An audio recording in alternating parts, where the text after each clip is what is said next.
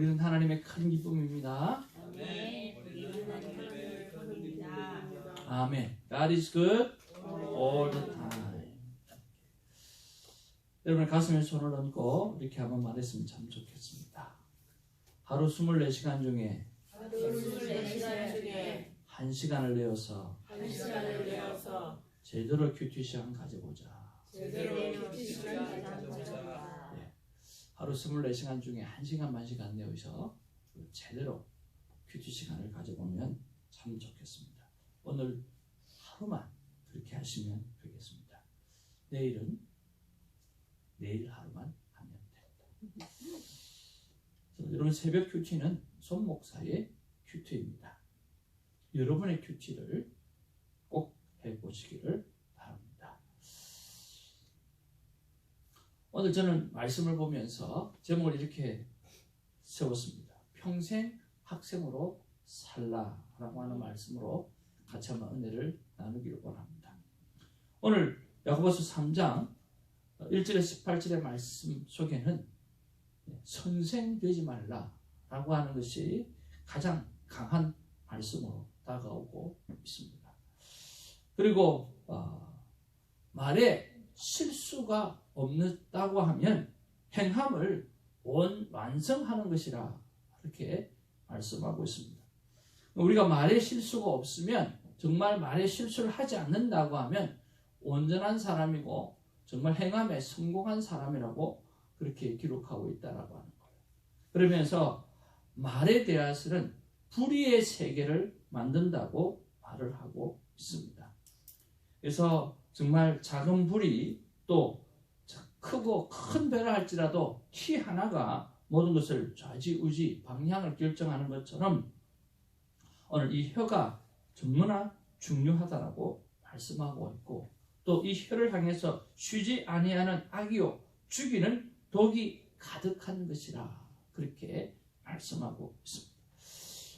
그러면 우리가 이 말을 어떻게 해야 할 것인가 라고 하는 그런 차원에서 마지막 17절, 18절 말씀에 이렇게 말씀하고 있습니다.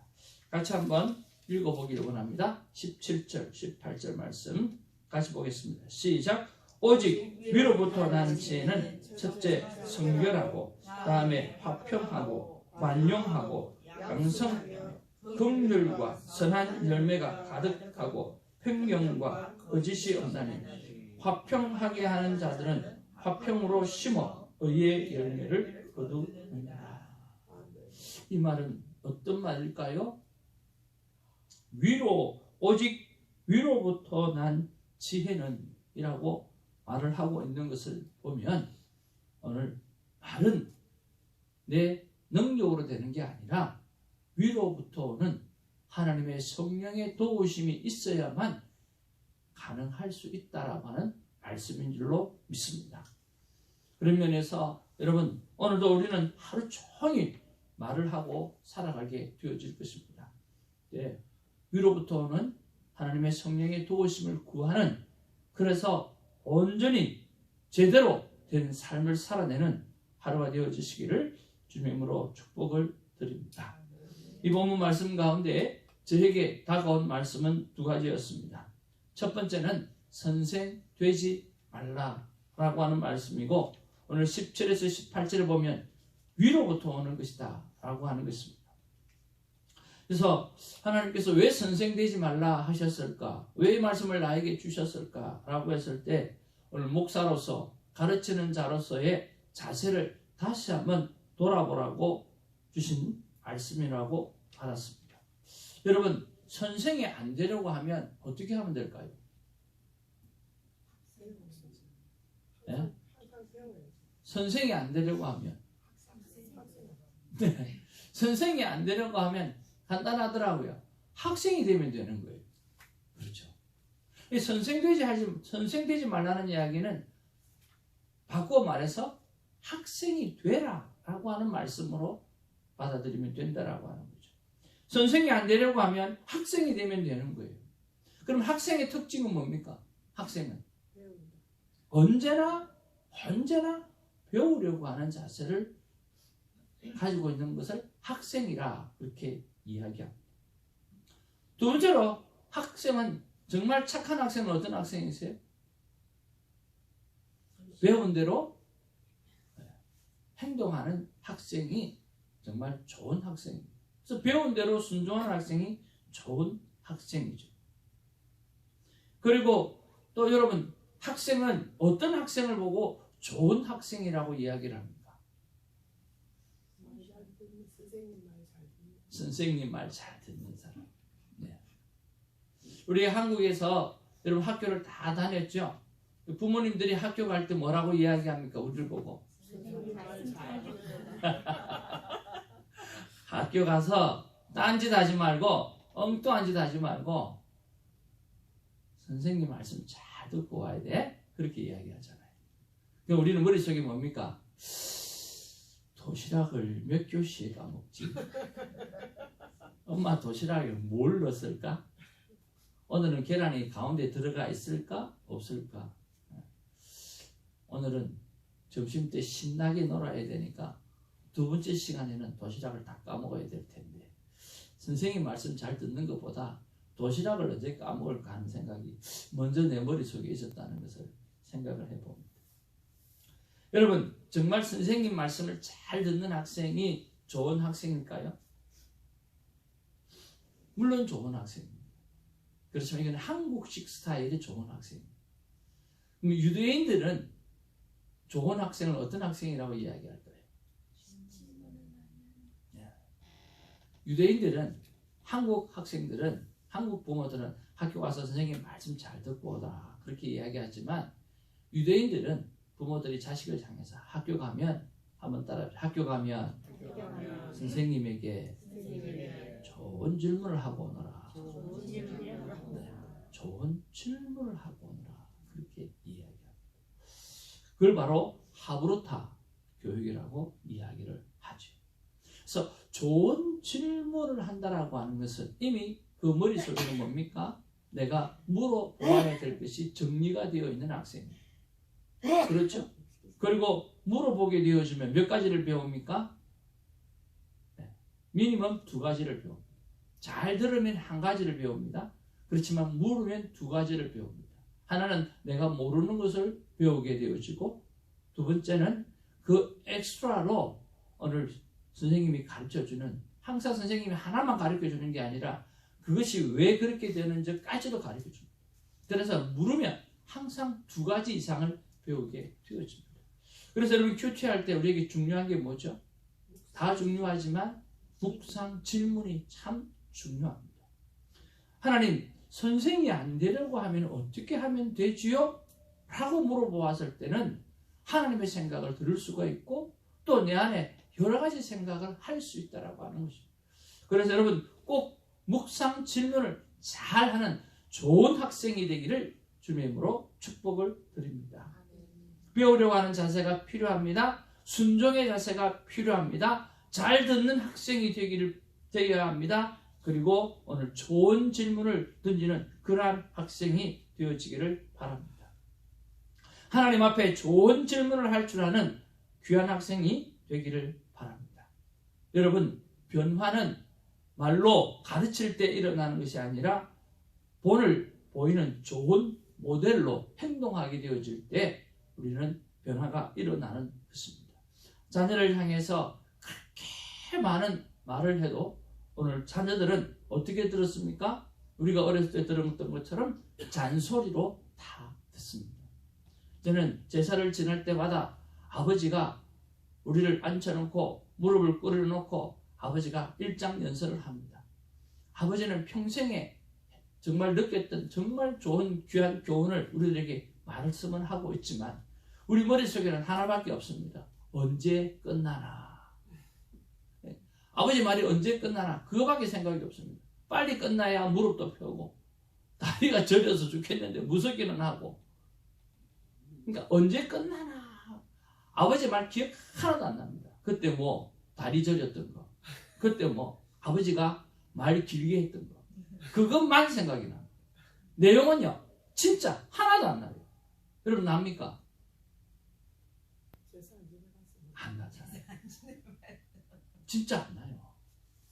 그러니까 어렸을 때는 감성으로 말을 하고 감성으로 듣습니다. 그런데 어른들은 끊임없이 무엇을 이야기합니까? 팩트, 사실을 이야기합니다. 감성으로, 편도로, 감정으로 듣는 학생이 아버지, 어머니는 늘 팩트만 이야기하니까 안 들려지는 거예요. 그러면 사실로 들어지는 그때가 언제입니까? 여러분 대학법 배우신 분, 사실을 말할 때 사실로 들려질 때가 언제죠? 다 잊어먹었죠. 여러분 새로 하세요. 전두엽이 다 자랐을 때, 머릿속에 있는 전두엽이 다 자라게 되어지면, 이 전두엽은 사실을 말하고 사실을 받아들이는 그 부분이거든요. 그런데 어릴 때는 이 전두엽이 다 안 자라잖아요. 그래서 이 뒤에 보면 편도라고 하는 곳에서 말을 듣고, 그 편도는 뭘 하느냐고 하면 감성을 듣는 자리거든요. 전두엽이 다 안 자랐기 때문에 아이들은 늘 뭐로? 감성으로 받아들인다. 그래서 어른들이 아이들한테 이야기할 때 팩트로 이야기하면 전두엽이 안 자랐기 때문에 팩트로 못 받아들이는 거예요. 그렇지만 어떻게 좋게 따뜻하게 아주 그렇게 감성적으로 이야기하면 아이들이 쏙쏙 들어오는 거예요. 근데 그렇게 이야기하지 늘 팩트를 사실만 이야기하게 되면 아들 머리가 들어오지가 않아요. 그래서 부모님이 했던 좋지 않은 감정만 남아있는 거예요. 내용은 하나도, 자기가 잘못한 것은 안 남아있어요. 아버지가 때린 것만, 어머니가 혼낸 것만, 잔소리 한 것만 남아있죠. 그래서 감성으로 어프로치 해야 되는 거죠. 그래서 여러분 자녀는요, 절대로 가르쳐서 변화되지 않습니다. 오늘 부모의 삶의 모습으로 보여줄 때 변화되어지는 것이거든요. 그런 면에서 하나님 앞에 좋은 학생이 되어지는 우리가 되기를 주님으로 축복을 드립니다. 두 번째는요, 오늘 위로부터 오는 것에 대해서 쭉 말씀하고 있어요. 첫 번째, 위로부터 온다는 말이 무슨 말일까라고 하는 거예요. 말은 내 힘으로는 안 된다는, 내 힘으로는 될 수 없다라고 하는 것을 인정하라는 거예요. 그러면 무엇으로만 가능합니까? 성령의 힘으로 가능한 것입니다. 한번 따라합시다. 말을 잘 하려면 성령의 도우심이 필요하다. 그래서 R.A. 터저 목사님은 무슨 말을 할 때, 결정을 할 때 자기가 성령 충만하지 않으면 결정하지 않는다고 말을 했던 것입니다. 우리가 말을 할 때 성령의 도우심이 필요합니다. 그런데 여러분, 사람들은 보통 어떻게 합니까? 누가 무슨 말을 하면 그 사람의 말을 경청하기보다는 내가 할 말을 머릿속에 계속해서 생각하고 있습니다. 그러면서 그 말을 안 듣습니다. 여러분 그렇지 않나요? 최근에 한 형제가, 여러분 잘 아는 형제가 한 자매님을 이렇게 선교사님에게 소개를 받았습니다. 소개를 받아서 익사이팅 해가 있는데 그 자매한테 연락이 안 오는 거예요. 그래서 네가 어떻게 했는데 연락이 안 오냐 그랬더니, 아니 선교사님이 이야기를 해서 자기가 전화를 했는데 전화도 안 받고 카톡으로 한번 만납시다 그랬는데도 대답도 없고 그렇다는 거예요. 야, 나이가 40이고 그리고 네가 38이고 이런데 그렇게 하면 전화가 오겠냐? 이렇게 한번 해보라고 그랬어요. 첫 번째, 선교사님을 최대한 높이라.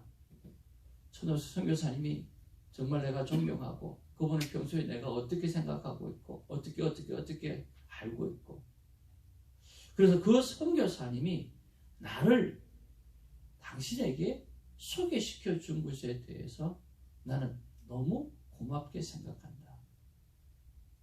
그 다음에 나의 이 부족한 사람이 선교사님을 나를 인정하고 그렇게 소개해 줘서 너무 고맙게 생각한다.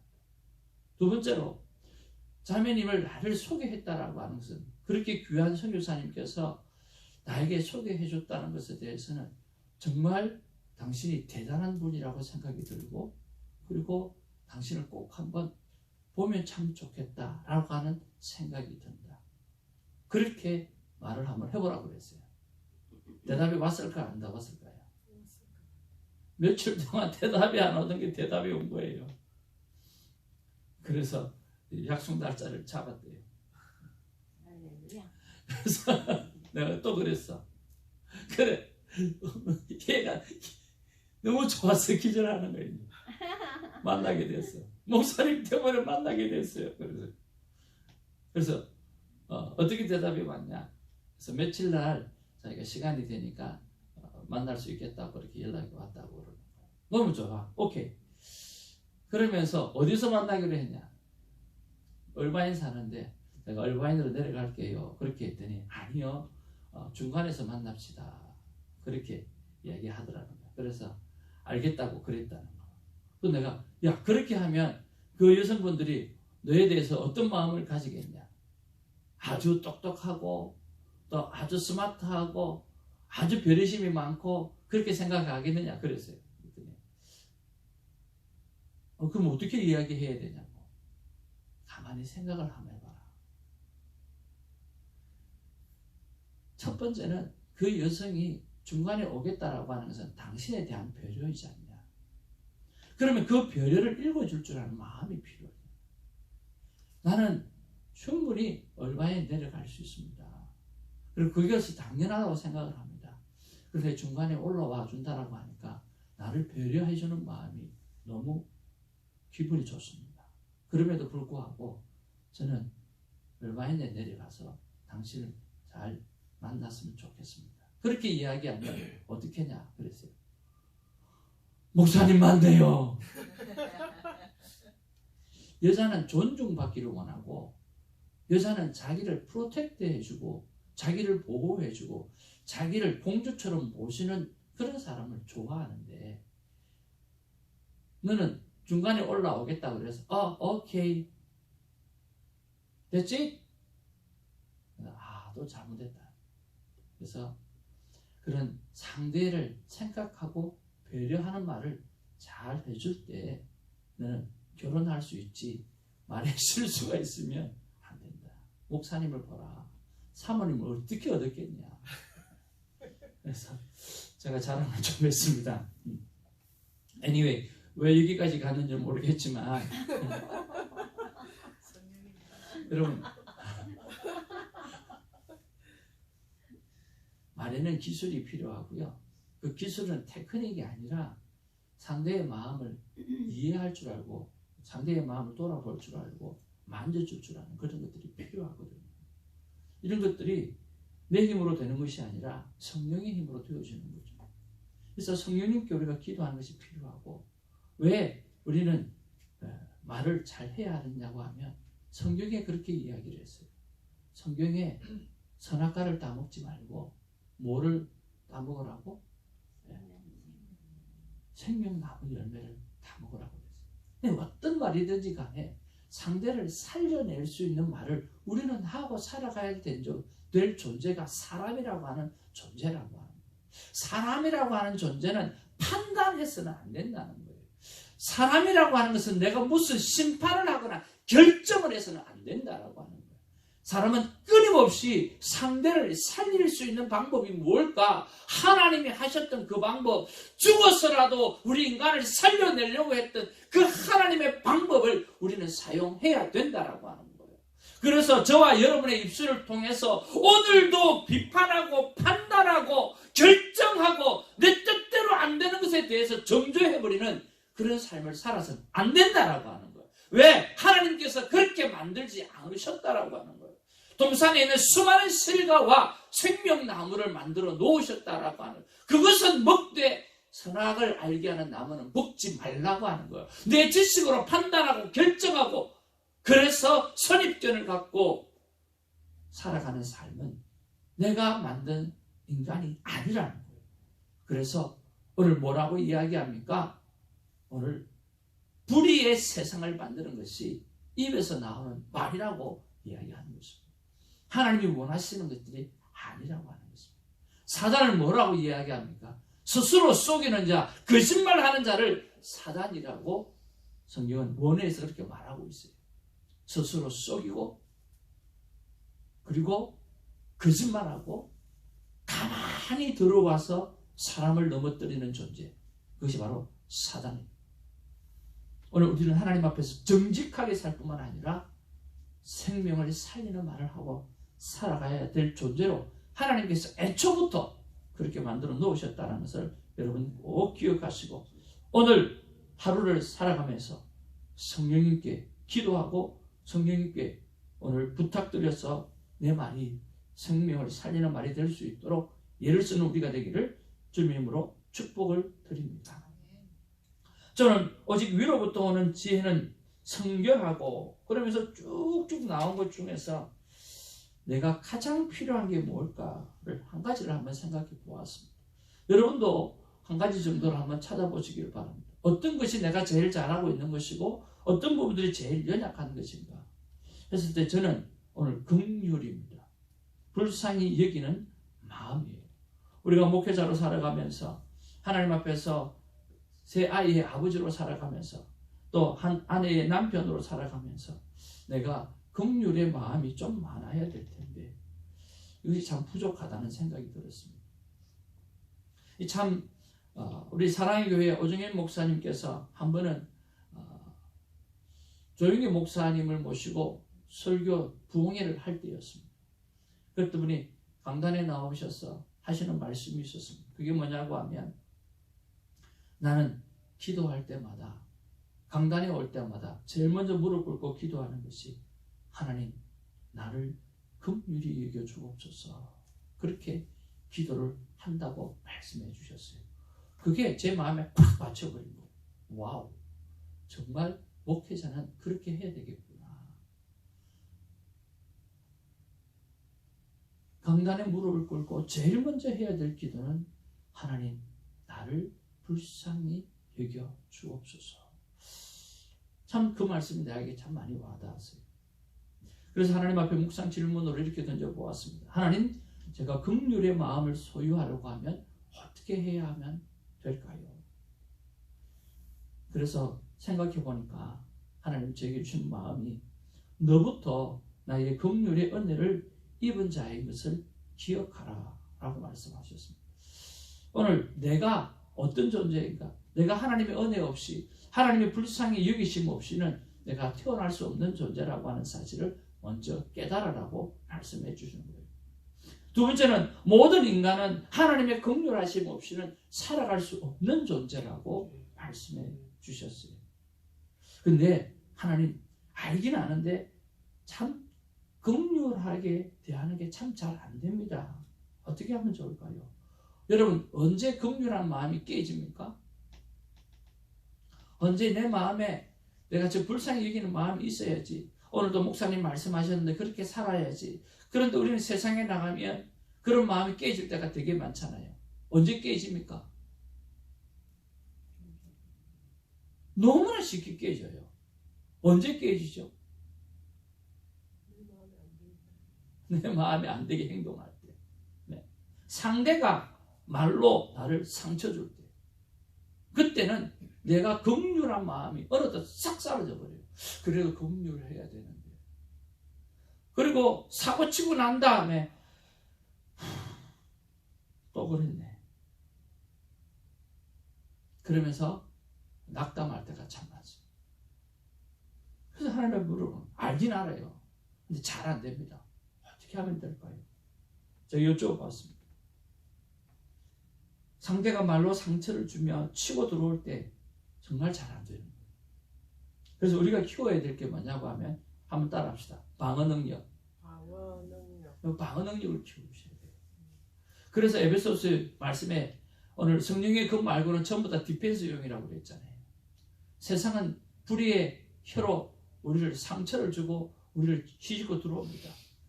그래서 전부 다 디펜스용이었던 것처럼, 말씀 외에는 다 디펜스용이었던 것처럼 우리는 그 방어 능력을 키워 나가야 됩니다. 그럼 어떻게 방어를 할 건가라고 알겠습니다.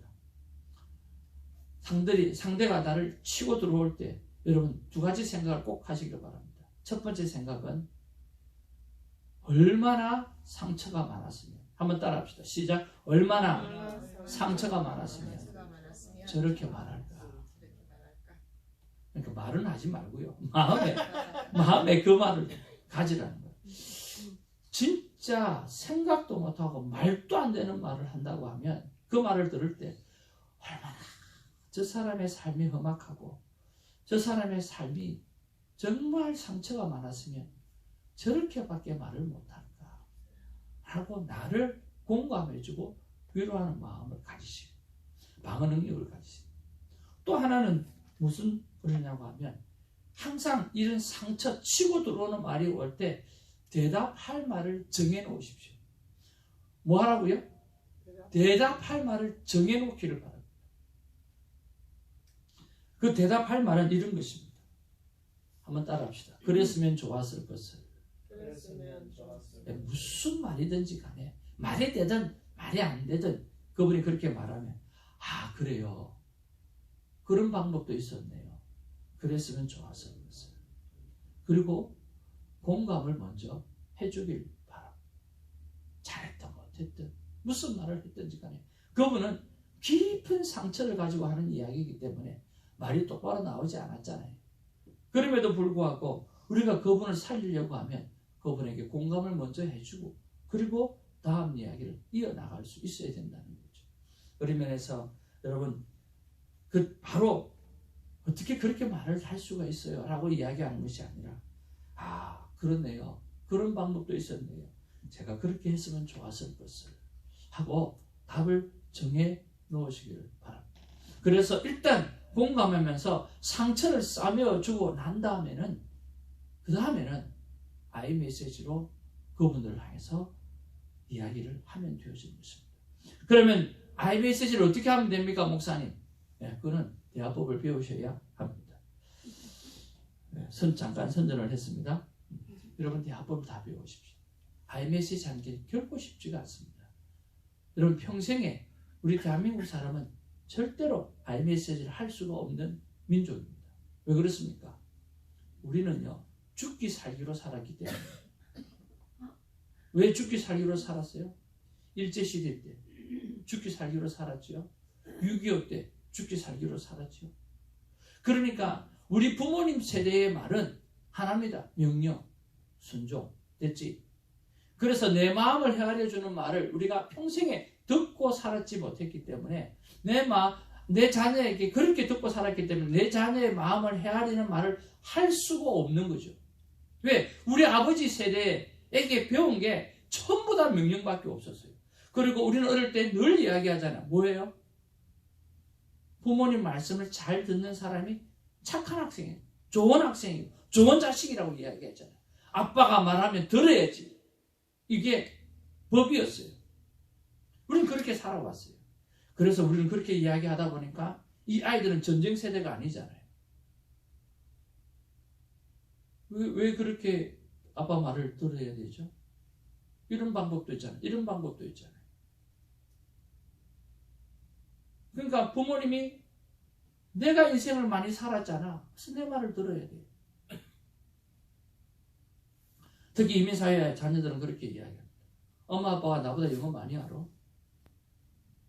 엄마 아빠가 한국에서 교육받았지 미국에서 교육받은 적이 있어. 그러고 보니까 그들이 우리보다 아는 게 더 많을 수 있다. 그러니까 서로 대화가 안 되죠. 나중에 크고 나면 부모를 무시하게 되어지는 거죠. 그래서 우리는 전쟁 세대에서 자랐던 부모님에게 배운 말이기 때문에 여러분 쉽지 않습니다. 그러나 지금 우리가 대하는 세대는 전쟁 세대가 아니라 평화의 세대에 살아가고 있습니다. 그들에게 맞는 우리가 말을 할 수 있어야 됩니다. 그래서 그 말을 배워야 하는 거죠. 오늘 성경이 가르쳐 주시는 말들을 잘 배우며 살아가는 그런 배우는 학생이 되어지기를 주님으로 축복을 드립니다. 그래서 여러분 큐티의 목적은 내 삶의 변화입니다. 내 삶이 변하려고 하면 무엇이 필요합니까? 날마다 반복되어지는 내 삶을 바꿀 때 일어납니다. 저는 그것을 운전대를 잡으면서 내 삶을 변화시키려고 생각을 합니다. 오늘도 하루를 살아가면서 사도행전 1장 8절을 암송을 하고 그리고 나의 생명대화법, 나는 생명대화법 학생이지 절대로 선생이 아니다 라고 하는 말을 선포하려고 합니다. 그리고 성 어거스틴이 말씀해 주셨던 것처럼 기독교의 덕목은 첫 번째도 겸손이고 두 번째도 겸손이고 세 번째도 겸손이라고 하는 것을 다시 한번 마음에 새기면서 겸손한 자세로 섬기고 또 섬기려고 합니다. 이번 주부터 시작을 해서 다음 주에 두 분에게 생명대화법을 가르치게 되어질 텐데 정말 학생된 자세에서 긍휼한 마음을 품고 잘 섬기려고 합니다. 하나님 앞에서 좋은 열매가 맺어질 수 있도록 여러분 기도 부탁을 드리고 또 여러분들이 시간이 또 주어지면 다 같이 배우는 자세로 우리가 말하는 법을 배울 수 있는 기회가 있기를 바랍니다. 기도하겠습니다. 사랑과 은혜가 충만하신 아버지 하나님 참으로 고맙고 감사를 드립니다. 말은 혀는 능히 길들일 사람이 없나니 쉬지 아니하는 악이요 죽이는 독이 가득한 것이라 그렇게 말씀하였습니다. 위로부터 오는 성령님의 도우시 아니면 우리의 말은 실패할 수밖에 없고 실수할 수밖에 없는 그런 나쁜 습관으로 가득 차 있습니다. 뻑하면 선생 되려고 하고 뻑하면 가르치려고 하고 뻑하면 내 말대로 안 되는 것 때문에 짜증내고 정죄하고 판단할 경우가 얼마나 많은 줄 모릅니다. 오늘 성경에 선생 되지 말라고 하였습니다. 늘 학생의 자세로 살아가는 우리가 되게 하여 주시고 하나님의 말씀을 잘 듣는 또 사람의 말을 잘 경청하는 학생이 되게 하여 주시고 그리고 하나님 앞에 좋은 질문을 올려드려서 하늘로부터 오는 위로부터 오는 그런 놀라운 지혜를 받고 살아갈 수 있도록 주님 도와주시옵소서. 상대가 나를 향하여 말로 상처 줄 때 그때 내가 성령님께 도움을 구하고 오늘 방어 능력을 키울 수 있고 그들의 생명을 이끌어낼 수 있는 그런 하나님의 사람으로 지혜로운 사람으로 살아갈 수 있도록 오늘을 붙잡아 주옵소서. 예수님의 이름으로 기도하옵나이다. 아멘. 주님 가르치신 기도로 우리의 신앙을 고백합니다. 하늘에 계신 우리 아버지 이름이 기쁘게